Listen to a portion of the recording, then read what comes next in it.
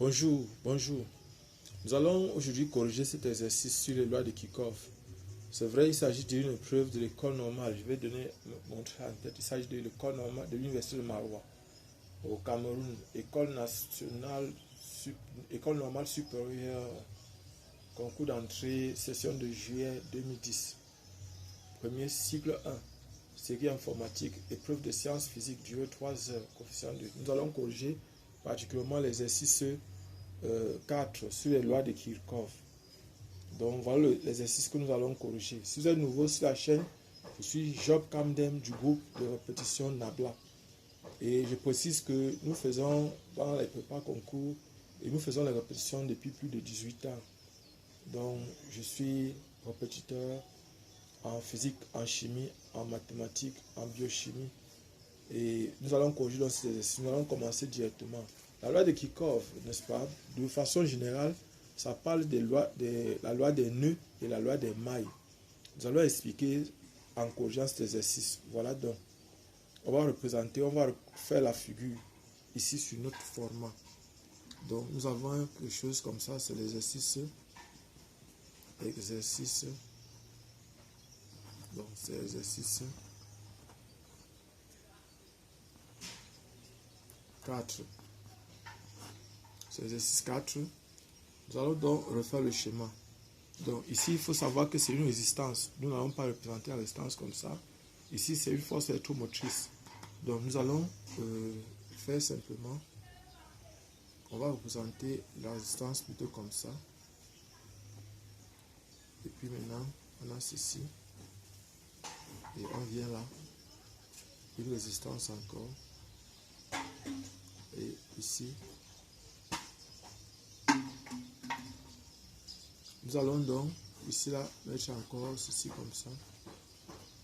C'est une résistance ici. Ici, c'est une force électromotrice. Nous allons coller. Donc, voilà par exemple cette figure ici. Là, voici ici que nous avons représenté. Donc, nous allons donc maintenant placer, ici c'est 8 ohms. 8 ohms. Ici c'est 10 ohms. Ici c'est 6 ohms. Ici c'est 6 volts. Ici c'est 2 volts. Et ici c'est 4 volts.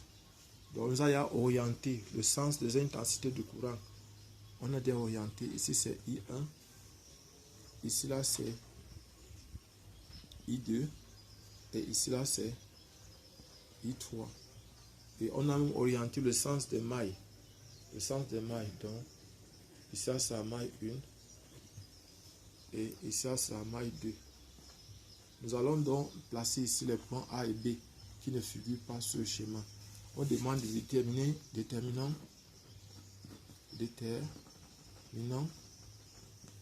les intensités. Nous allons déterminer les intensités de courant dans la maille, dans les mailles. Pour cela, on va appliquer les lois de Kirchhoff. La première loi, c'est la loi des nœuds. Loi des nœuds. Et la loi des nœuds stipule que, donc on va commencer par le nœud A.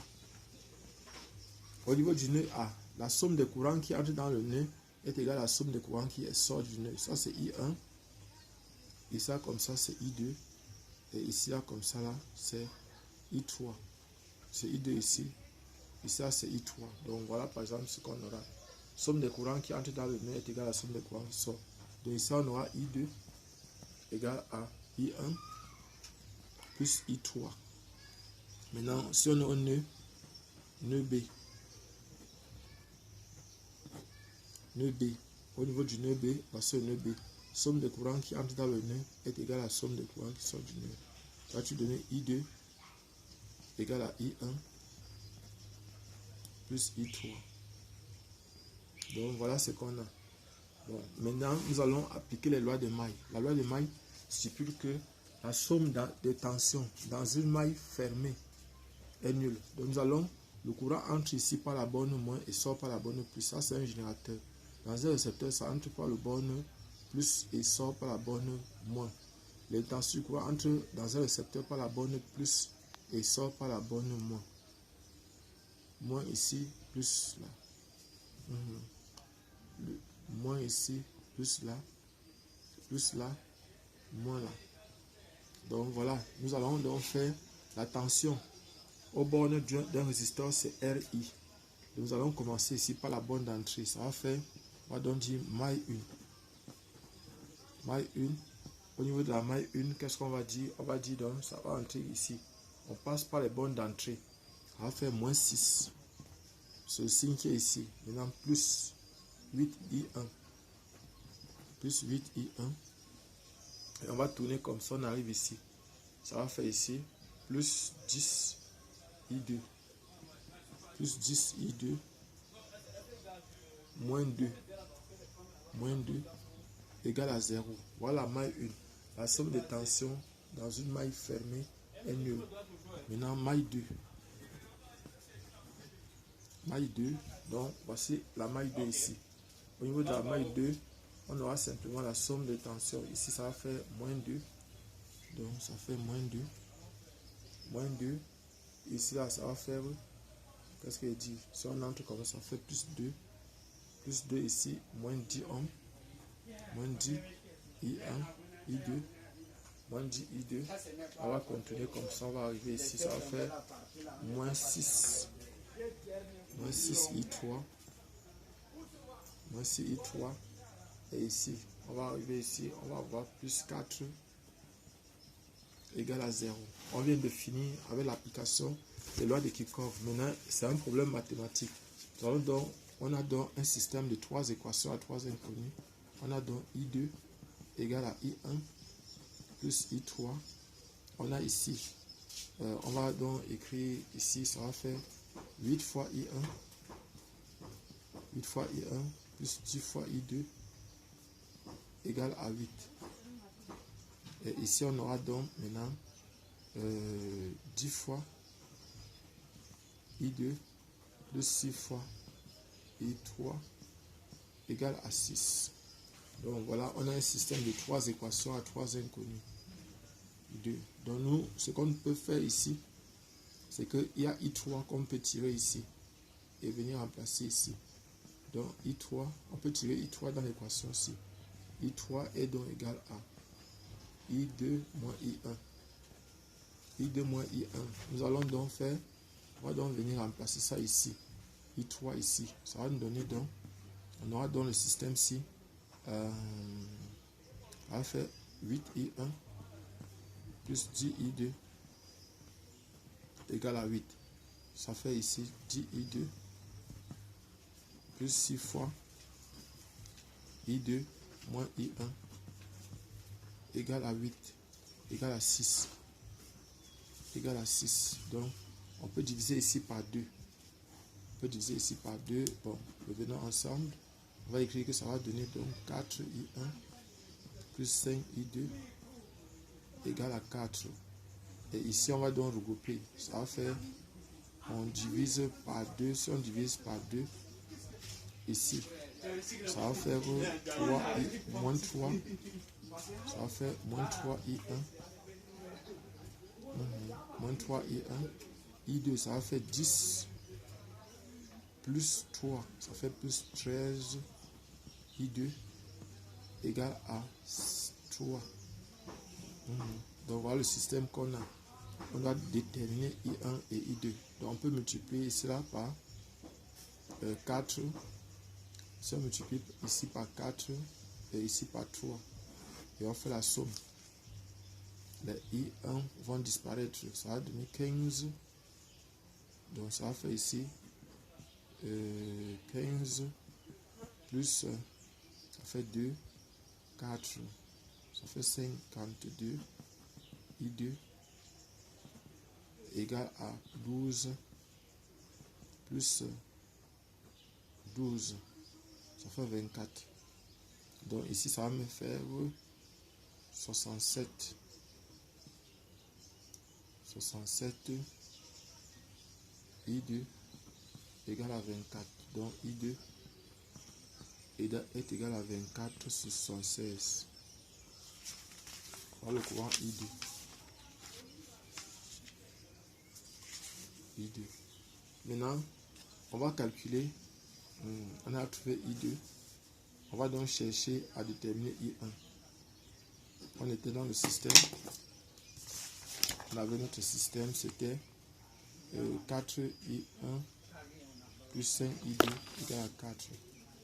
4I1 plus 5I2 égale à 4. Et on avait aussi comme deuxième système moins 3I1 moins 3I1 moins 3I1 plus 16 plus 13I2 égale à 3. Bon, je dois faire disparaître bon, je peux multiplier ici là par moins 13 ou bien bon, en fait je vais prendre une des équations. Je vais dire que 4 fois I1 égale à 4 moins 5 fois I2. Ça va faire 4 moins 5 fois. Ça va faire 24 sur 76. 24 sur 76.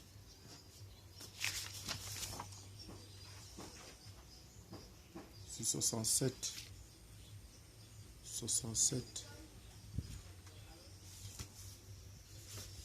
24 sur 67, pas 76.